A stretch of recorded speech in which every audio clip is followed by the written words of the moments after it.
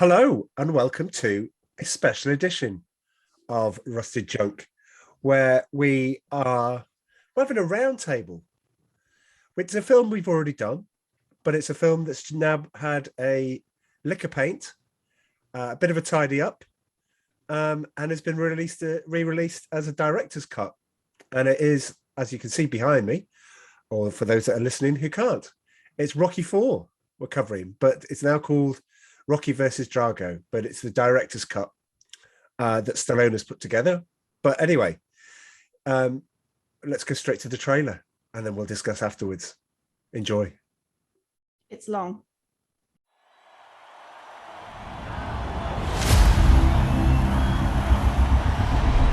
Russia will now throw its hat into the ring. I've seen this Drago fight. Drago is a super athlete. I know I can beat him. Hey, pal, look, maybe the show is over. You got nothing more to prove. He thinks he's fighting for the whole country, but his reasons are wrong. I'm asking you, as a friend, stand in my corner, just this one last time.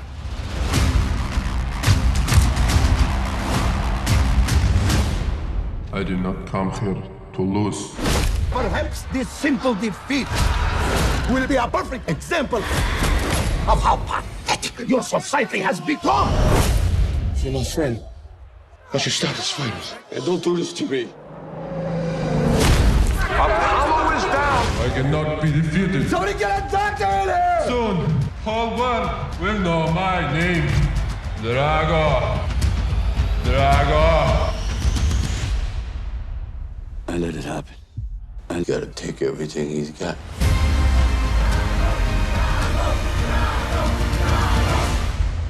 He's had one professional fight and one man is dead. It's suicide! You can't win! There's gonna be a time when you're gonna have to do things that other people don't think are right, but they're gonna be right for you. You gotta do what you gotta do. Has the fight been set yet? It's in Russian. Are you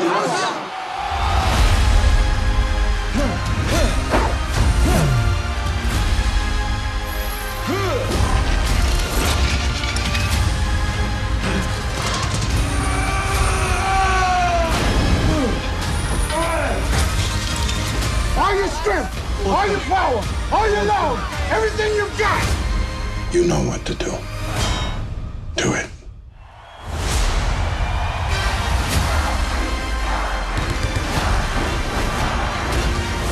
He's not a machine. He's a man. Be more man than him. I must break you. Rocky is in serious trouble. Breathe. Don't be scared. Get up, you son of a bitch. All those fighters you beat them with heart! Get up. Get up. Get up.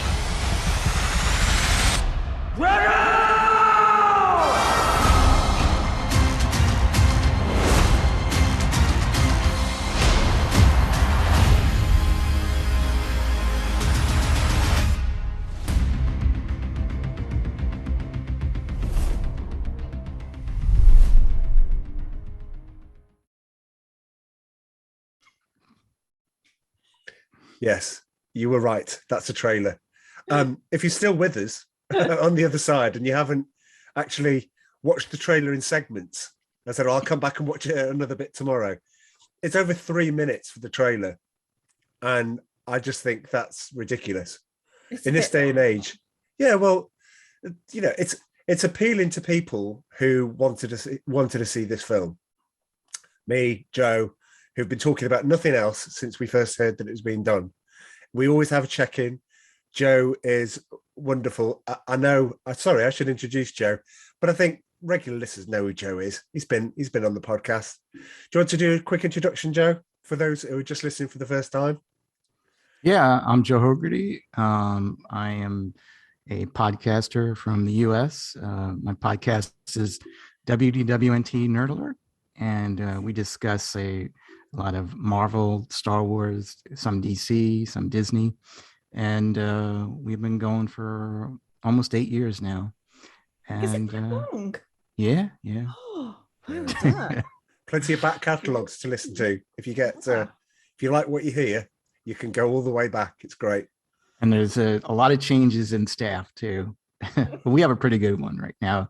And Charlie is on every now and then, and we love having him on. And Amanda has been on too. Yeah. And always like having her on too. Not that I know a lot about that stuff. Well, but you were good. You were good. I think we did a Family Feud or something like that. We did indeed, with Amy as well. Yeah. Amy too. Yeah. That sounds bad if you don't know what that means, by the way. Family Feud is Family Fortunes. It sounds like we had all had a massive row. We didn't. We didn't. It was just Family Fortunes, which is pretty appalling now with Gino. I don't think he's very good. But anyway, that's not what we're here to talk about. We're here to talk about. So Stallone during lockdown decides I'm not really doing an awful lot. It's the 70. Make some money.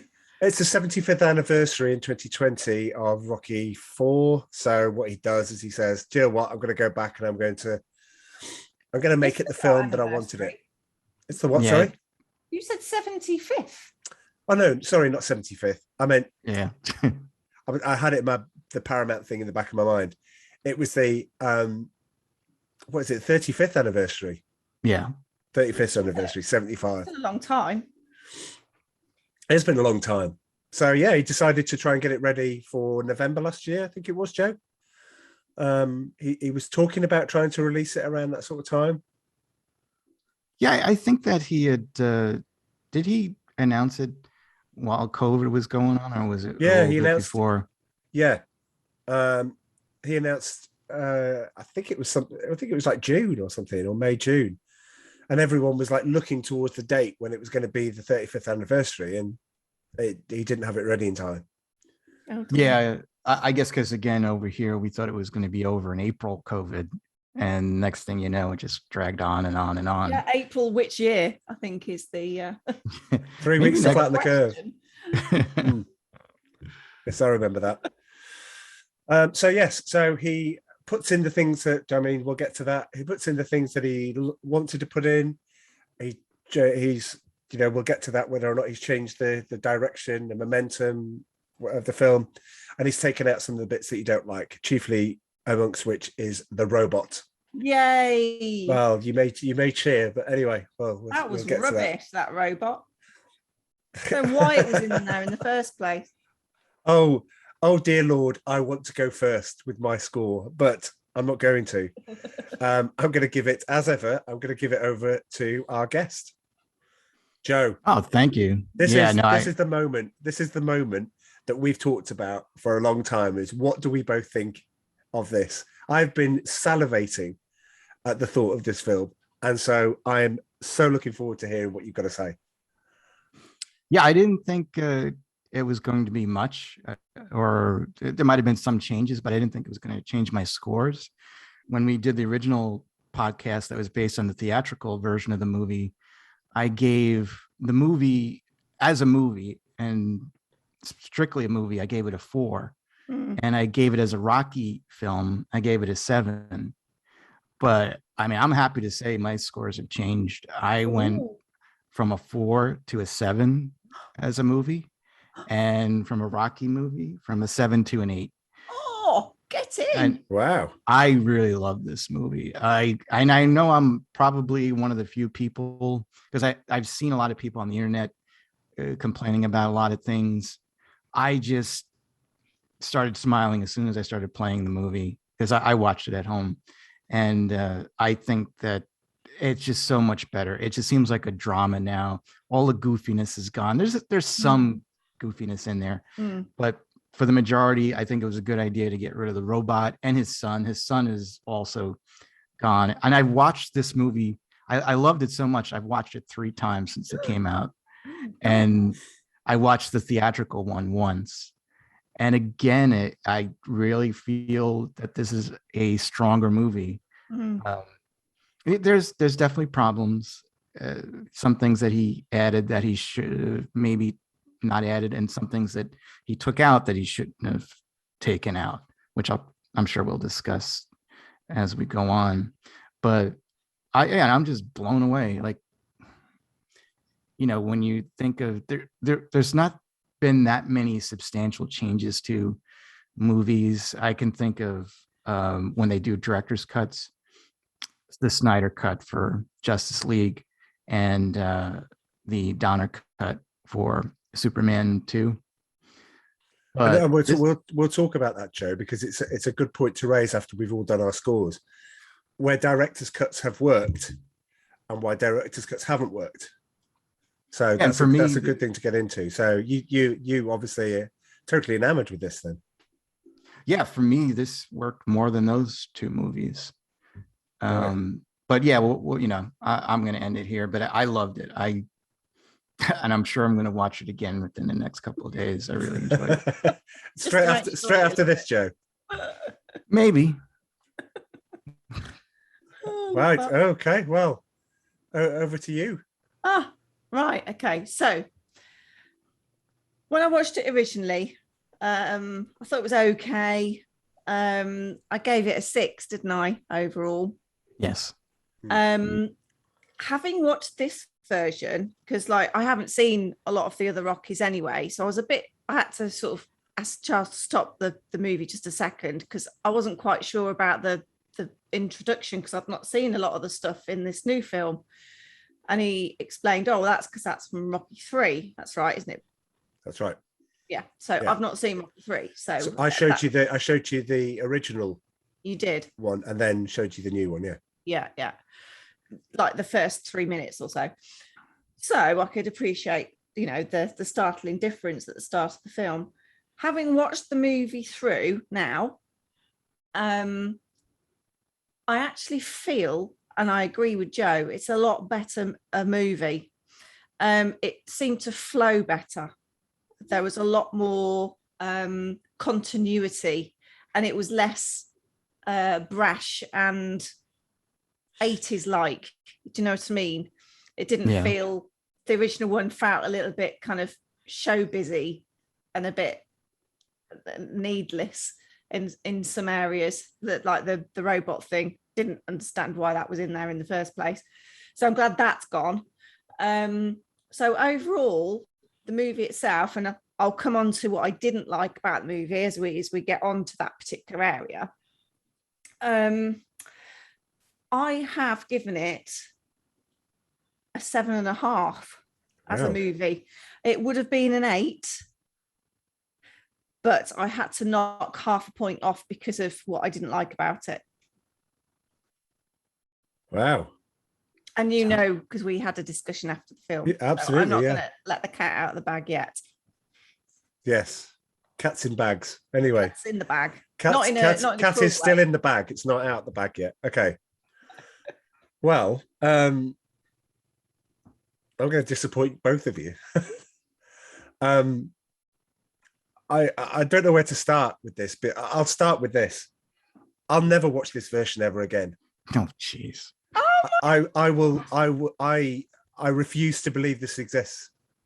It doesn't matter to me that this has been made. It's great, wonderful, but the heart and soul of this film and the changes that have been made have, it just ripped it out. This is a by the numbers. I'm sorry, Stallone, if you're listening, badly edited series of things put together to create, well, I don't know. I don't know what the intention was here. They have, my score was 8.5. My score for the original film is now 9. It makes me appreciate how much the original film was. If I had to give a score for this, I give it 4 for nostalgia. 3. I don't know, 3, 4, maybe. But I will never watch this again. Who are you? I don't want to repeat this. I don't want to repeat how disappointed I felt at the end of watching it yesterday. Well, who are you and what have you done with Charlie? Well, it's like role reversal, isn't it? Invasion of the Body Snatchers. Yeah. This is the biggest disappointment for me, because it's like somebody recreating Jaws and going, do you know what? I think we need to put the shark in at the front. I think we need to change this. And we need to put the shark in at the front. We need to see the shark attack Chrissy Watkins, the girl at the start. the public really need to see that. So we'll CGI a shark in there, and we'll do all, and he'll be like, no, don't touch it. And now this has been edited and tinkered with by Stallone. I feel the same. Leave Rocky 4 85 alone. I'll get into it, but there you have it. Is my score? My official score is 3, begrudging 3 at that. So yeah, sorry. Crazy. See, Charlie, you're and I have my trapped in reasons the why. past. I have my reasons why, Joe. That I can justify every single part of that. I bet you I can guess all your reasons too. I won't. I'll let you say it, but tell me one of my. In fact, tell me one of the biggest reasons I didn't like it. Have a guess. Because they cut the robot out. I will get to that. I didn't mind the robot. I never minded the robot. It doesn't need to be there, and I wouldn't have bothered if it was cut out. But the trouble is, when you cut out the robot from the first time it brings the cake in, happy birthday, Paulie, and all that, right? The next part you see the robot is when Apollo sees the robot. The robot's outside. It's providing music while Stallone's cleaning his car. That's where he gets the call from Apollo. This is all the original stuff, right? The robot's still involved in key scenes. And because he goes, do you know what? I'm going to take the robot out. He takes every scene out that the robot's in. And I'm like, but don't mess with that one. All right, the birthday cake you can get rid of. I don't mind that. But don't take the other stuff out. But was that really needed? I mean, I think it was a good thing that he took that scene Yes, out. it was, because it's changed it from an 80s classic to, I don't know, something that a staffer at Netflix would go, oh, I'll put something together. I'll take out the robot. Here's a list of things. Take out the robot, make Adrian in it more, and do that. And then they've gone, all right, okay, fine. Click, click, click, click, click, click, click, boom. That's what you've got. She's in it more, isn't she? She is, and I think she's so much better in this one too. Yeah, I normally I don't like her, in some of the movies I just think she could be annoying, but she made a lot of sense, this time around, and it seemed like she was the smartest person in the room, which I tend to forget. Which leads me to Rocky 5. Why would they give the power of attorney to Paulie and not Adrian? Yeah, that's true. Yes.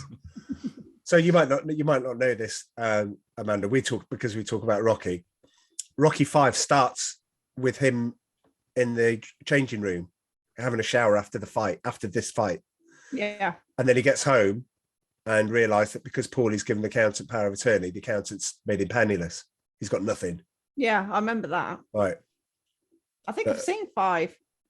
Crikey. I tried to put it out of my memory, but I think I've seen 5 because he ends it with nothing, doesn't he? And he basically starts again.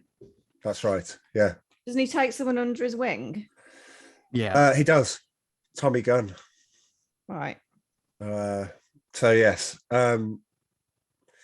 So there's no format, there's no roll call, there's no anything. Right. We're just talking about this. So Joe, where do we start? What are the pluses of the film for you, and what would the minuses of the film for you be? That's a good place to start. Well, again, I was glad that they got rid of the robot and the kid. I did watch the theatrical last night, and I don't want to crap on the kid because he was a kid at the time, but he wasn't a good actor. He had horrible lines written for him, and it just didn't seem like Rocky's son. It just really did not seem like this came out of Rocky's loins, because he was like, he could have been Pee Wee Herman's kid. Oh God, I hate that. But he could have been, because he just was just very goofy. He was very annoying. He seemed very spoiled to me. It wasn't a brat, but it just like, I just didn't like the kid. And that robot thing just needed to go. I love the fact that I know a lot of people, I went online and some people complained that we saw too much of Rocky 3 this time. It was a lot, really. It was a lot. I mean, and they have a legitimate point, but I liked it, because it's like, part of me is I haven't seen Rocky 3 in a while. And it was nice to see it. I would have liked to see more of it because I know he basically cut and pasted parts of Rocky 3 from the fight that I would have loved to see in the whole fight. But then again, you can watch Rocky 3 if you need to see that. But I think that it works better the way that they did it, because I know why he did it now too. Because like in the original movie, you don't see him being beat by Clubber Lang. In this one, you do. And with this one, you see Apollo meet with Rocky in the gym and try to convince him into regaining his title. And they do that because almost to like parallel what's going to happen to Apollo, where he kind of fell from grace by Rocky beating him. He wants to be on top, but it's Rocky, it's Apollo that pushes Rocky in Rocky 3 to fight, because Rocky's done. He doesn't want to fight anymore. And that's his whole mentality, and that's why he wants to fight Drago, is that he has the warrior spirit, like he says, like and another thing, I mean, I know I'm probably jumping ahead too quick. That funeral scene I thought was amazing, with Duke saying when he said, I thought that Rocky's speech was a lot better.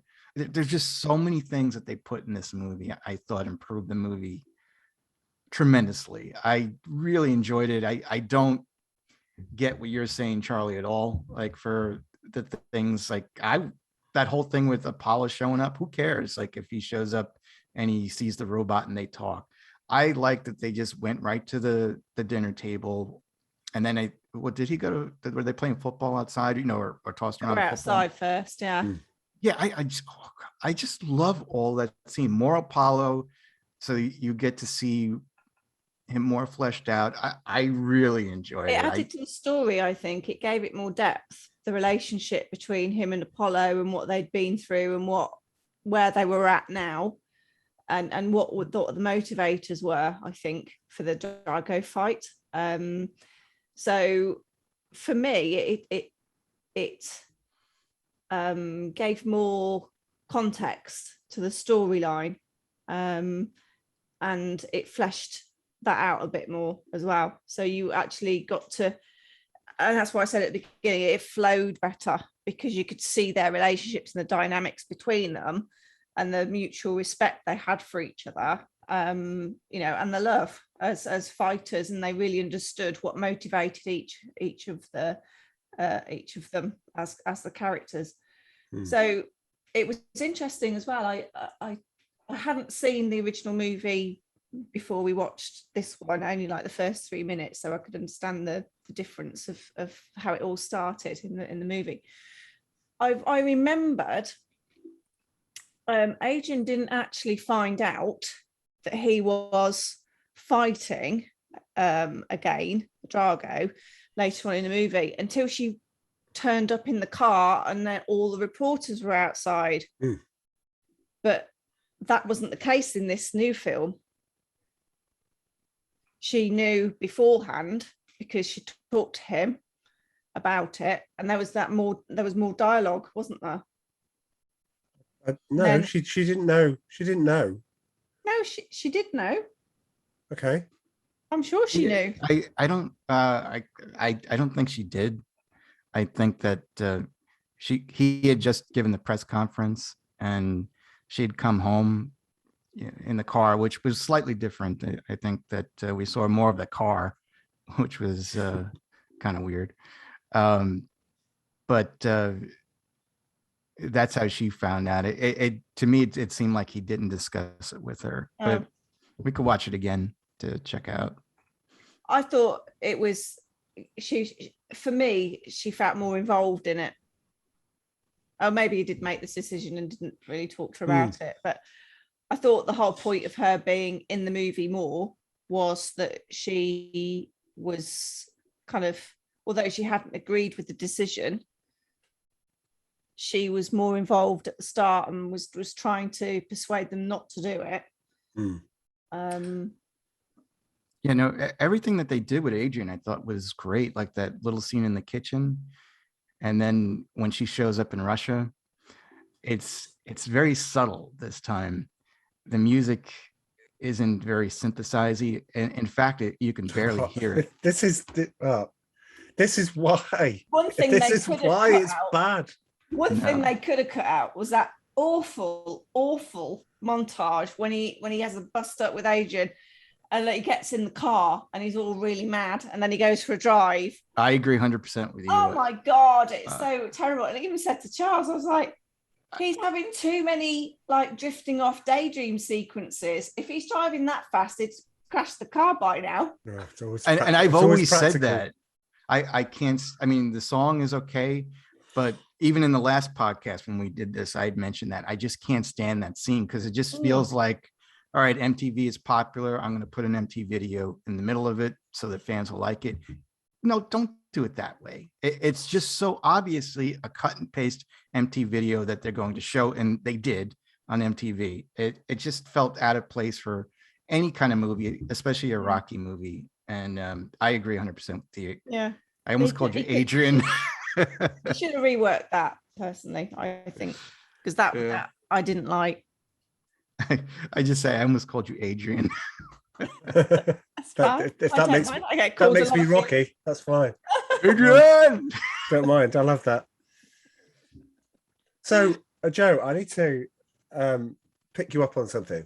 So, Rocky 3 is goofy. Okay. You've got the whole scene with Hulk Hogan where he's fighting him at the exhibition match, and Hulk Hogan's ripping chunks out of him because he's behaving to it. And then at the end, Rocky takes off the things and hits Hulk Hogan. And at the end of it, they're like, "Oh yeah, did you like the show? You know, did we put on a good show for everyone?" And Stallone's like, "But you nearly killed me," you know. And that's goofy. You've got all the goofy commercials that he's making. You've got him on the road, rise to stardom, all the stuff that he's doing. Rocky 3 is goofy. And guess what? So is Rocky 4, or the Rocky 4 that I recognize, is the goofiness, the shine, the montages, the no easy way out, all of these things, the dated robot. Okay, I'll lose some of the dated robot scenes. Why are you taking out the scenes with his son? I'll give you this. The son does not need to have his... I love the fact that his son is watching his dad on TV from back home. I love that. What, during the fight? During the fight. Take out the bit where the kid goes, and she goes, that's my dad. Yeah, we know. What do you think we are, nerds? Take out lines like that, snip and cut there. But don't take out the fact that the kid is involved in this, is part of this fight. And he's watching it, and he's going to be beaming with pride, and it's always going to be a time that he's going to remember. And it's gone. It's gone. Realistically, well, first of all, during that scene, which I watched the other night, so I know that the housekeeper is probably watching. There's no adults in the room. It's just 3 kids watching that. Why would Adrian especially allow their son to potentially watch their father die in the ring? Because that's how I see it. It's just very irresponsible. Yeah. Okay. So your dad's going for the biggest fight of his life, but you're not allowed to watch it just in case something bad happens. Apollo died like a few months before. But he's grown up in a boxing house. You can't expect him not to watch it. No, as a kid, his age, I think that a lot of fighters would not let their children watch them fight. Because I mean, I remember watching, there was a documentary on one of the wrestlers, Mankind, and he was wrestling The Rock, and his family was in the audience, and the kids were hysterical crying, and they had to take them backstage, and they were traumatized, you know, from what they were seeing happen to their father. It was really sad. And I think that probably a lot of families, especially if he's fighting Drago, you know, who is a killing machine and a real killing machine. Why would you let your kid watch that unsupervised? Like if he, you know, his father broke his neck or whatever, who's there to turn up the TV? Yeah, that's true. I was okay with that going. I thought that was a dumb scene. I felt that the scene that what he had with his son was better. You know, he kind of gave him like a little lesson in life just in case he didn't make it, which, you know, the kid didn't know that, but I think that that's what he was trying to relay to the kid. You I might not make it home. I mean, he's not going to say that to him, but he tells him the story that sometimes you have to do something that you feel is right, even though others don't. And I think it was great. So you're the son of Rocky Balboa, and it's nice to have you. You're now a famous film director. But we have to go back to that moment, in Christmas Day 1985, when your father, made that inspirational speech, and one of the greatest fights ever. You must have loved that. No, they wouldn't let me watch it. They pulled the plug out. There's such a thing called video. You could have watched it. Well, yeah. So no, I would have made sure he didn't die first before my son. So you've got to vet the fact that his dad, that he's got all this hope that his dad's going to win, and guess what? The kid's right. His dad did win. Happy days. And now he's got a memory. He's watched it in this new version. I don't know where the kid is. Has he gone to bed, or is he watching the fight? I don't know. Well, I'll tell you, Charlie, usually on my show, I'm the judge. It's like I have the final word. You're the judge on your show, so I'm not going to really debate you too much. But I do think you're wrong. I'm sure we will be talking about this in plenty of time. Can I mention something else? With the one change that he's made in this film, he's completely, all of the others are out of sync. All of the others will be out of sync.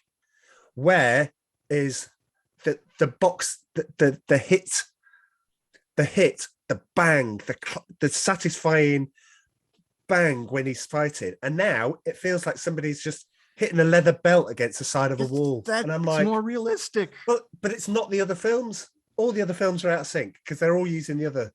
All of the films are not widescreen either. I mean, he intentionally changed this around, which I guess we'll get to that later, like the visual look of the film. But this is his fantasy. He's giving us a choice. He's not like George Lucas, where he changes Star Wars and says, well, this is it. You're going to just have to live with it. You have a choice to either watch Rocky IV, the theatrical one, or you can watch Rocky versus Drago. It's up to you, whichever world you want to live in, Yeah. And I think that's great. And I'm not going to poo-poo on someone that thinks that Rocky theatrical was a superior film, because again, they have a lot of love for that film, like you do, like the nostalgia factor. Remember being in the theater, and maybe they did change a little too much for you. But for me, again, I'm viewing it more as a movie. Amanda's with me on this. It just feels better. And this is it. I'm all for choice. If people, as you two, prefer this one, I'll always prefer the other one. Yeah, I preferred it up to the end. The end bit after the. Because you preferred the ending of the original. The original movie ending was far better with the speech, because we watched it, didn't we? Because I said, that's weird. I thought there was more to it than that. And the new movie is very, just trying to find the word, very sterile. It's clinical. It's very sterile ending as to what he says. But the original, the theatrical movie ending is more passionate and has a lot more emotion in it. And you see more of the crowd and of the people, because he was basically saying, talking about change, how I came into this fight, you didn't like me. Then by the end of the fight, you were calling my name, and the change has happened during this fight, and then he gives a speech about change. If I can change, you can change, blah, blah, blah. There was probably more of a political statement to it back then. Yeah. East and West. But they were trying to do that anyway, weren't they? It was the East versus the West. So I think that got lost in this new version, the director's cut. And for me, that's why I docked it half a point, because I just felt, I've invested my time in this new movie. I would expect it to have a really fabulous kind of passionate ending, and I felt a little bit cheated. I agree with you on that one. I feel like that speech was better in the original one. It was. And you saw the shots as well, the shots of people in the crowd, whereas this ending, you didn't. And but what was funny, I was watching it the other night, and he has the interpreter. I kept thinking it would have been funny if they put subtitles and the interpreter, like Rocky would say, and it goes, "When I first started and I knew you guys hated me, I didn't like it none so much." And then the interpreter goes, you see subtitles saying, "When I was a baby, my father dropped me on head." It's like he's giving a completely different interpretation. That's funny. Can I raise the issue of director's cuts? Which is a good point that you raise, and it's a nice segue into this. I don't want to spend too long on it, but I do think about this for context. You talk about the special editions, and you say, fans have a choice now that they can go back and watch the bits that haven't been changed, or they can't. It's very, very difficult, unless you know the ways and means, to go and watch the original Star Wars, the original Empire Strikes Back. Can't. It's near enough impossible to go and find. Will they release them? No. Will Disney want to? They might do at some point. They might clean them up a bit and release them. Don't know.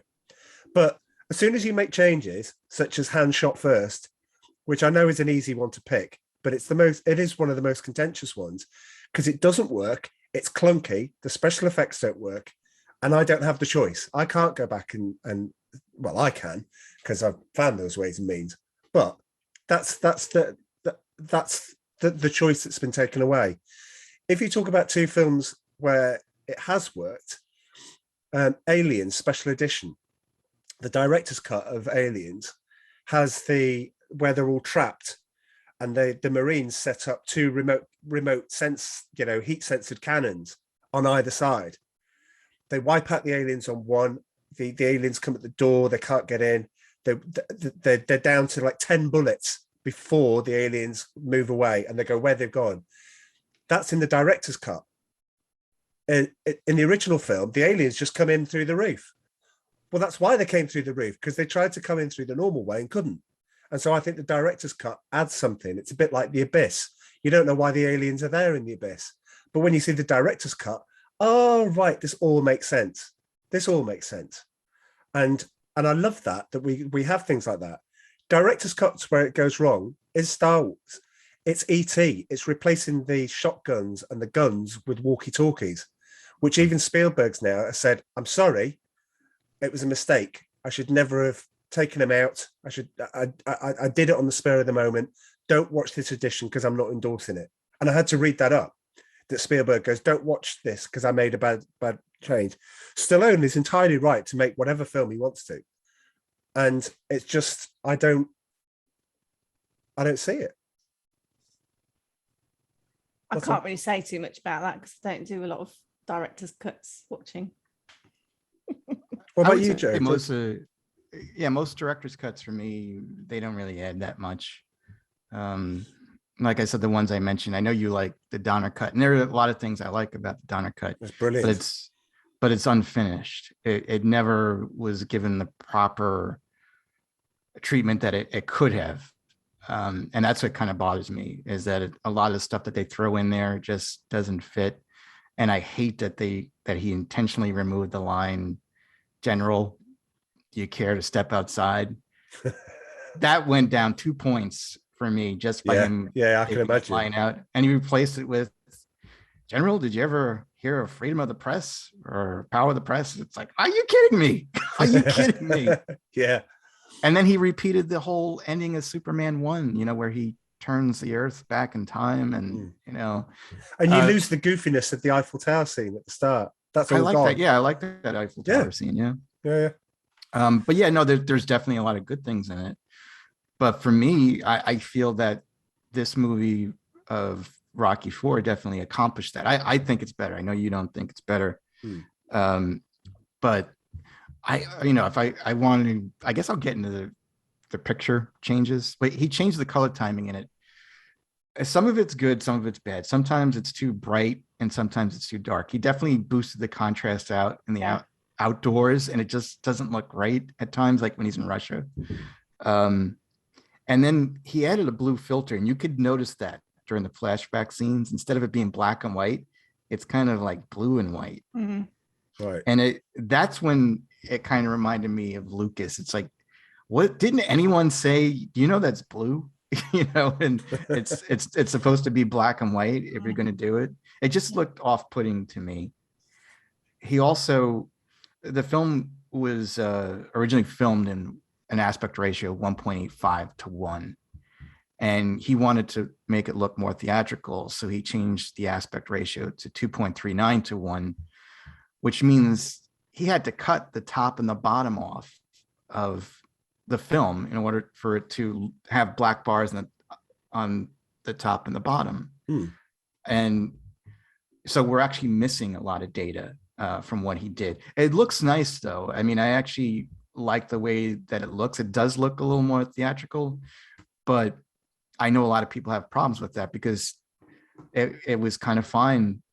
All of the Rocky movies are shot that way, 1.85 to 1. This is the only one he now made in widescreen, but I still like the way it looks.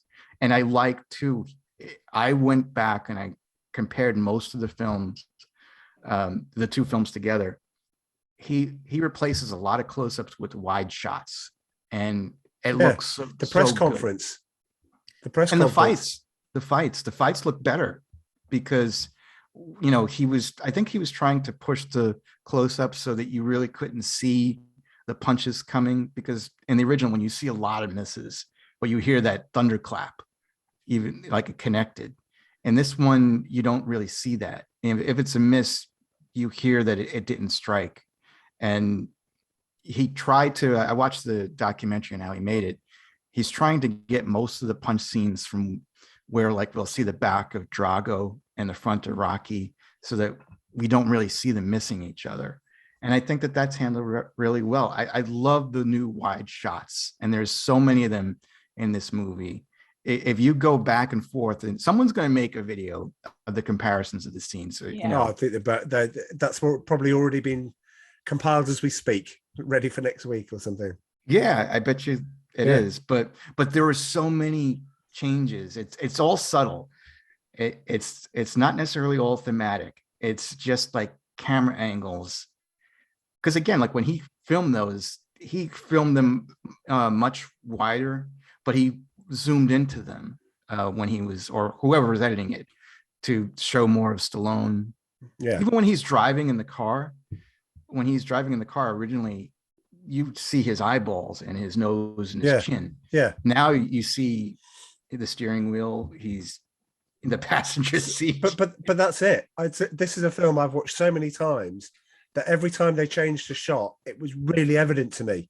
And I think what happened at the end of it is just it cumulatively all built up and just went, I'm just annoyed by it. Can I just put random things that really, really got on my wick? Okay. Right. Your wick. I never heard that one. I like this. Go on, right. Okay. Apollo at the first press conference, they took out the line, I've retired more people than Social Security. Yeah, I would have kept that one in. Why? Why would you take that out? Then you've got the reason why he's fighting in Russia. And they go, and Paulie goes, are you nuts? That's it. There's no reason given for why he's fighting in Russia. The original film will tell you why he's fighting in Russia. It's because Bridget Nielsen goes, I've had loads of death threats and I'm frightened for my family. That's taken out. Oh. No, you're right. And I did. He cut out a lot of stuff of hers. Absolutely. Why are you fighting in Russia? No explanation given. I think he has a problem with her because they were married and they got divorced. But it's just really it's very evident that he cut out way too much of her. Like when they asked him about if he was doping, and she says, "Oh, like your Popeye." Yeah, with this spinach. Could have left that in. There were a lot of things that he could have left in that he cut out. Absolutely. And then the one that annoyed me the most, and there's a good reason. If you go back and listen to our season 3, where it's all about action, we include this line that he's taken out, where Paulie goes, hit the one in the middle, and the trainer goes, right, hit the one in the middle. Oh, I adore that line, which is why I put it in the credits for our podcast. And what happens? What happens? You get Paulie going, hit the one in the middle. I 100% agree with you. Okay. Yeah. No, that bothered me. I would say that bothered me the most because you needed Duke to say that because Duke is a professional and Paulie's just an idiot. Absolutely. But it adds gravitas to both of them saying it. It does. It does. And by doing that, it's Paulie going, yeah, do you know what? If you're seeing double, just hit the one in the middle. Anyway, right. So, yes. I agree with you. Look, What's this? And while I'm on it, sorry. What is this? What is this thing in the ring? Oh, and they calm it down. Breathe. Don't be scared. Yeah, that was lame. What the heck is going on here? And I'm pretty talk about feel no pain a lot. Yeah, well, he did that originally. Yeah, no pain. No pain. No pain. Well, he said a lot more in this one that you're a rock, and I don't recall him saying it before. And I guess it's kind of like because his name is Rocky. But no, I agree with you, Charlie, on that one. And I think that he had to have added that voice over recently. That was like what is he, 75 now? Stallone? So yeah, about that, I would think. Yeah, that's his voice from today that he just added that in there because there's no way he said that back then. It's luckily his voice sounds the same because I've heard Clint Eastwood go back and do The Good, the Bad, and the Ugly, and it doesn't fit at all. Right. But he can do that because his voice has never changed. But yeah, that whole thing, he did that in Rocky Balboa. It's like you don't have to do that every time. Well, yeah. I mean, but can you see what I'm going? So from what you've both spoken about, and I realise, Amanda, I will end this rant in a moment. But if you realise what I'm talking about, you piece it all together. The wide shot of that press conference does not work because you have a vision of how that press conference should be. It is Rocky there in his, boss shirt, whatever, and he's basically saying, I've got to go and do this revenge thing. And that wide shot carries on far too long. If you've got things like that, you're changing fundamental bits of the son not being able to watch the film. If you're changing fundamental lines that have feelings with people that adore this film, if you cumulatively all take it out and this thing happens and there's no robot, fine. Lose the robot, but don't lose the scenes with everything else. Suddenly, I'm sat there watching this film and going, well, at least we got the fight. And then when the fight comes up, again, it's like slamming a leather belt against a door. It just makes where's the clang, clang, clang, clang? That's what you watch. That's why the fight is one of the greatest in movie history. That's what they put in the trailer. It's because of that. And they just muted the whole lot. I don't agree with that. Well, yeah, me too. Charlie, it sounded very 80s, like kind of Mortal Kombat game, didn't it? She's like 100%. No. But Charlie, if you watch Rocky Balboa, that's how the punches sounded. Again, he went more realistic. I love the fight in Rocky Balboa. It looks like a real fight. They have actual commentators from HBO. It looks like you're watching it on HBO, like because I've watched a lot of fights on HBO, and I thought that was incredible the way that they did that. And that's what he did this time too. He made it more wider, the shots, and I love that because again, you don't see that in a real fight.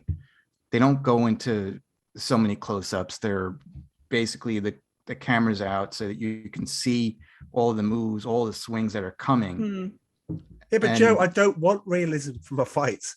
Well, then watch the theatrical one. And maybe this movie wasn't for you. Pro-choice. Yeah, I will. No, but have you ever seen a box? I mean, when you watch Rocky and then you go and watch a top build, MGM Grand, the biggest fight in town and all this sort of thing.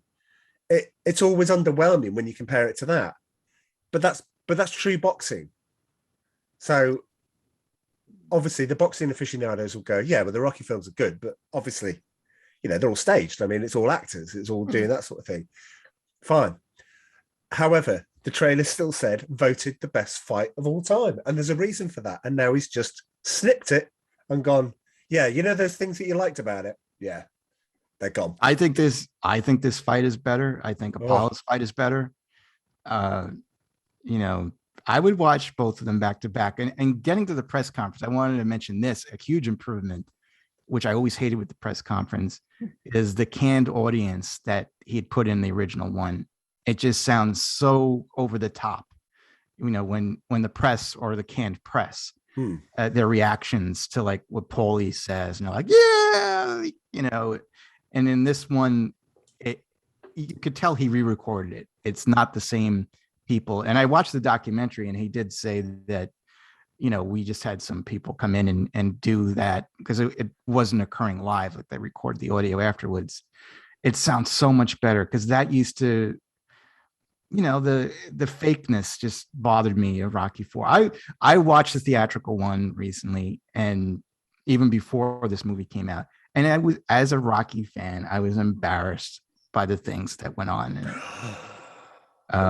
especially with the robot and with the son and with the overreaction to with the press. There's just a lot of things that Charlie, seriously, if you watch Rocky and then you watch Rocky 2 and even Rocky 3, I know you say it's goofy. I disagree with you there. That whole Hulk Hogan thing, I thought that was great. And I felt that was very realistic too, because at the time, no one knew if wrestling was real or fake back then. But we had an inclination that it was probably fake. And it was fun, you know, because we could see something like that happening in real life. And it did happen in real life. Muhammad Ali did that with Gorilla Monsoon. Okay. I didn't know that. And I love Rocky 3, but this one just went over the top. You know, the theatrical one. It just seems so goofy. But you know, it's kind of like, you know, like when you're almost like you know, you're drinking more and more to enjoy something, and that kind of feeling comes in those workout montages and in the fights. But everything else in the theatrical one, I hate to say it, is crap.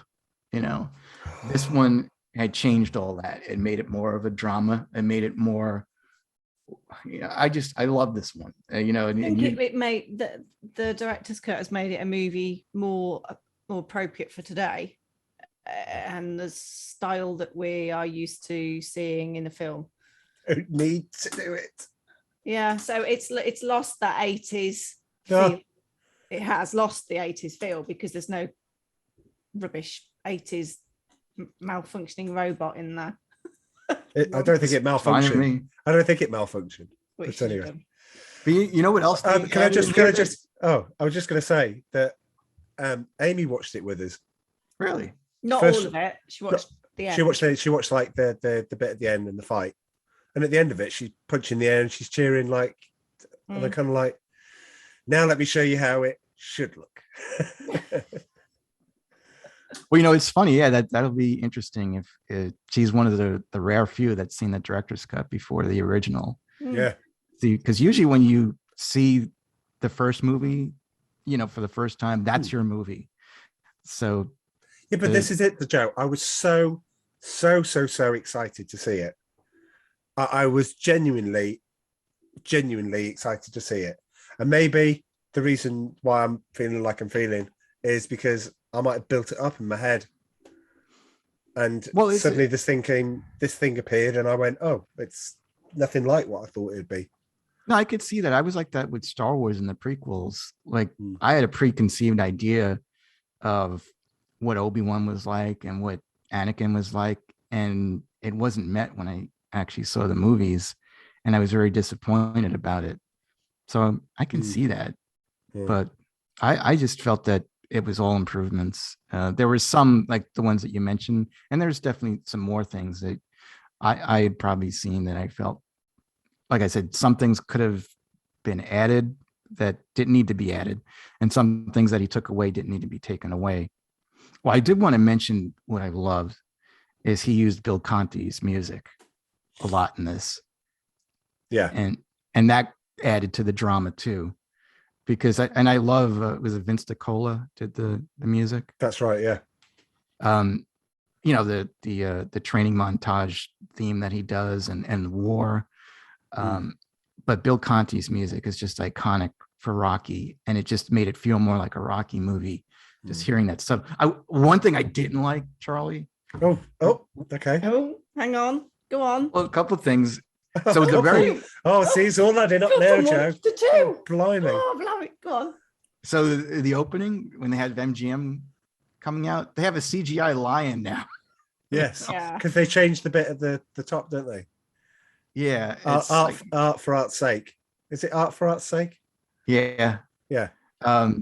Why not have a real lion? They didn't have to get rid of that. Also, but with that thing, the opening crawl of Rocky IV, Rocky versus Drago, looked like it was done by a grade schooler. Yep. Where are the gloves? Where are the gloves? Oh, those gloves! I'm glad they were gone. That was ridiculous. I love the gloves. That Guys love those. Who's like wearing the gloves? Lets you know what you're in for. I wouldn't mind the gloves if they didn't explode.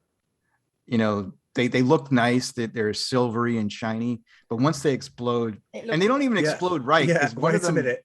No.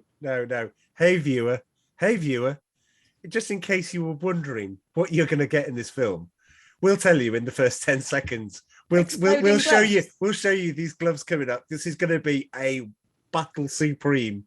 Boom. Take out the gloves. Take out the clack, clack, clack, clang. It's two kids having a disagreement in a playground. It's not not the fight. I know. Well, first of all, the font was all wrong. Right. It should have looked like Rocky II's font, like how that just came slowly by, and they should have played the Rocky theme. Just for that one part when you see the title come on. I didn't like that song, "The Sweetest Victory." That was on the soundtrack, but they cut it out of the movie, and I know why they cut it out of the movie. And I'd take a couple of points off if I were you, Joe. I mean, this doesn't sound like an 8 out of 10 at all. You know what I like too, Charlie? It was at the very end of the fight when he goes over to Drago's corner and he touches gloves with him. I thought that was classy on Rocky's part. And that was this guy killed his friend, his best mate. He batters him into submission, and then does his speech about we should all be one and stuff like this. I'd go. I just remembered something. I'd say that's fine, but I don't want to acknowledge this guy. I don't even want to see him again. And spoiler alert, we find out what happens to Drago after that. He gets his military rank stripped. He basically goes in, he's banished into exile, and you find out what happens to him in Creed 2. You see what a miserable character he's become. And another difference was it was supposed to be Gorbachev, wasn't it, that was watching the match? That's right. Yeah. In the original movie, he stands up and claps at the end. Yeah, that was a big mistake to get rid of that. In this movie, he gets up and walks Marches out. It's petulant. That's what I mean by it was done by a Netflix researcher and put together like that. Can you just update it so that it's it hates Russia and all this sort of stuff? Can you just show them petulantly walking out? Well, I think that it's similar with Lucas, where everybody was afraid to tell Lucas that he was doing something wrong with the special edition and the prequels. They were all yes men.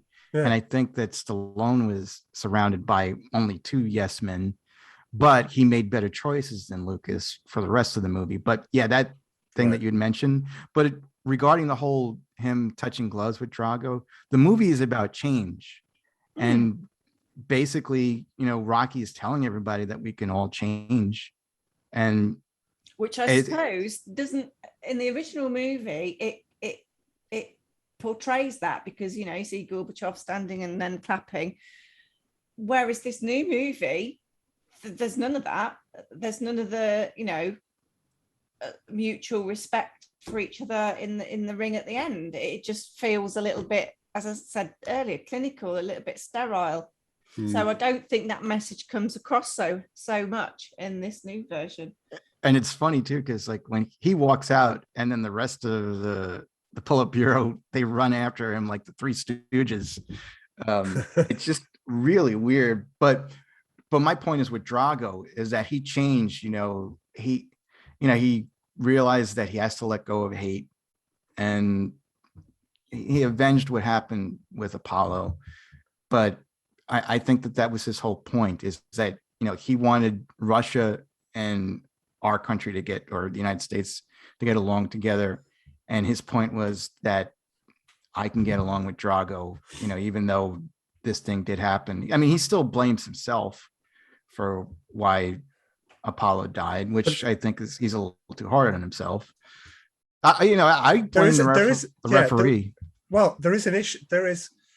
Now that I've heard you both speak about that, I'm convinced now that, jokingly people go, this is the film that, helped towards ending the Cold War.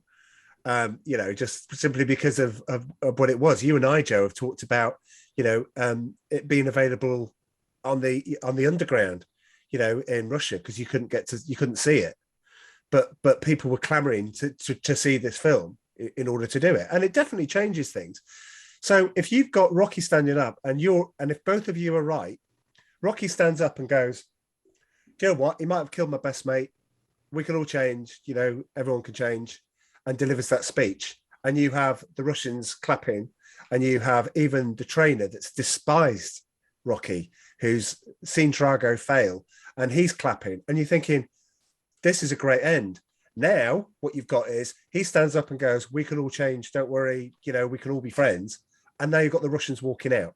So now what you've done is you fundamentally changed the aim of the film, because now it looks like he's gone over there. The Russians are now embarrassed. He'd be lucky to make it to the airport.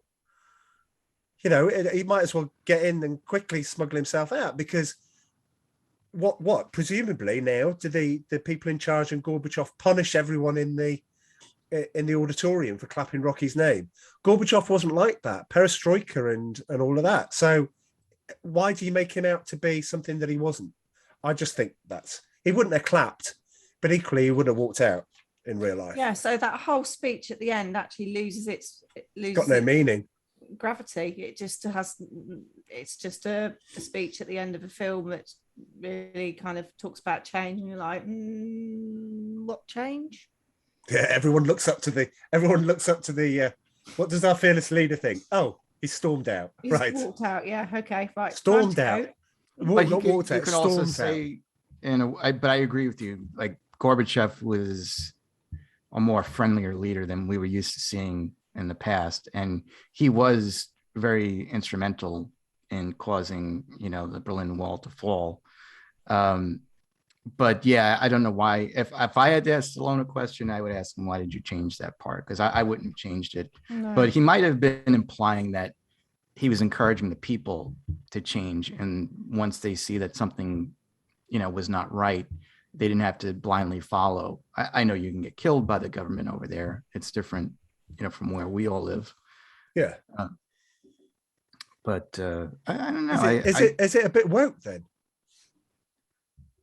Because hey everyone, Russia's the enemy.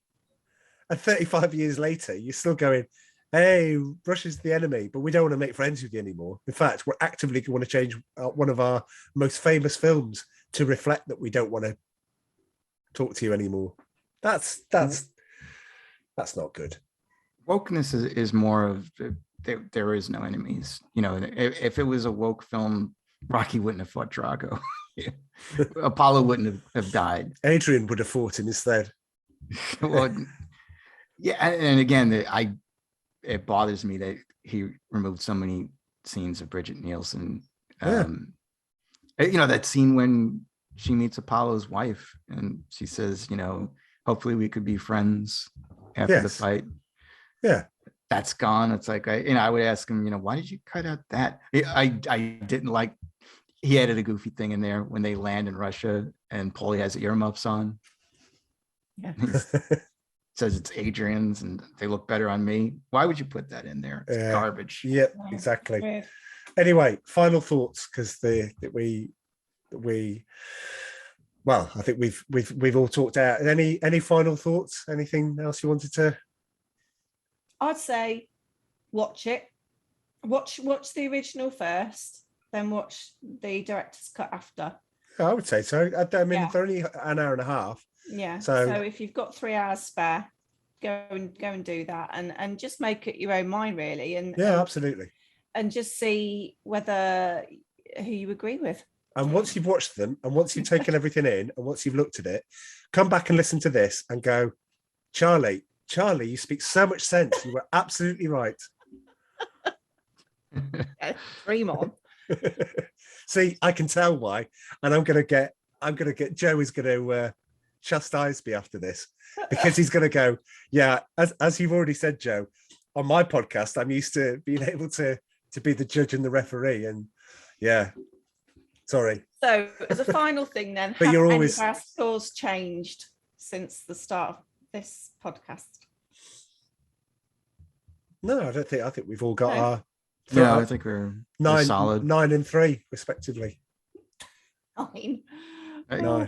I don't have it at 9, but I'm gonna say again, I do love this film, and I've never experienced a director's cut that made me change the way I view a film as much as I have with this movie. And Okay. I thoroughly am happy that it was done. Okay. Cool. Nice. For those that are listening, this was a nice little surprise that we thought of in the week, because Joe and I were like excited little kids at Christmas, going, we couldn't wait for this to be released. Except Joe, you got a PS5 for Christmas in that example, and I got a carrot. I think you were getting me. I think you were buying me a PS5. No, Charlie. No. Damn. Don't think you can get. I think you don't think you can get one. And anywhere. I can get you a carrot. Great. I'll have that for Christmas. So it's unexpected, because we were going to just go into season 5, and we've got to work it out, and I don't know how we're going to work it out, but we need to do a film with Amy, Christmas film. And I think we had a few. So what we might do is we might put a poll on the Facebook page and see if people want to vote on that. So I might do that. I did say that we'd start season 5, Cops and Robbers, with Lethal Weapon, which is a Christmas film. But yes, it is. Is that like how Die Hard is a Christmas Well, film? but then we talked about doing Die Hard. And yeah, I want to do Die Hard. Oh, technically, Home Alone we could do at Christmas with Amy. She loves Home Alone. Yeah. Because that is about is that 80s? robbers. Oh no, we can't do it. It's 1990. Oh. Toz. I saw in your library, Charlie, that you have Die Hard and Die Hard 2 in your Christmas library. Yes, that's right. Yeah, I disagree with you. I know there's a lot of people that think they're both Christmas films. I mean, I love them. No, they're not. Joe, when are they set? Joe, when are they Action set? adventure. Action adventure set at Christmas. Yeah, but there's no Santa Claus. There's loads of Santa Claus. There's loads of Christmas jumpers. Oh, it's not a Christmas. There's loads of stuff going on. Right, the snow, Joe. It's Christmas. Okay, yeah. Don't be such a Grinch. All right, Judge. Oh, I'm going to get told off this week. Right. Anyway, right. Who knows in what order it's going to be? But podcast fans, we're not going to let you down. We're not going to leave you hanging. So we'll think of something. But look at the Facebook page if you want to join in the fun and vote for it. I think one of the films was National Lampoon's Christmas Vacation, which I think is great. But then I would. Anywho, right. I'm going to say cheerio. Joe? See ya. Not it. Okay. That's it.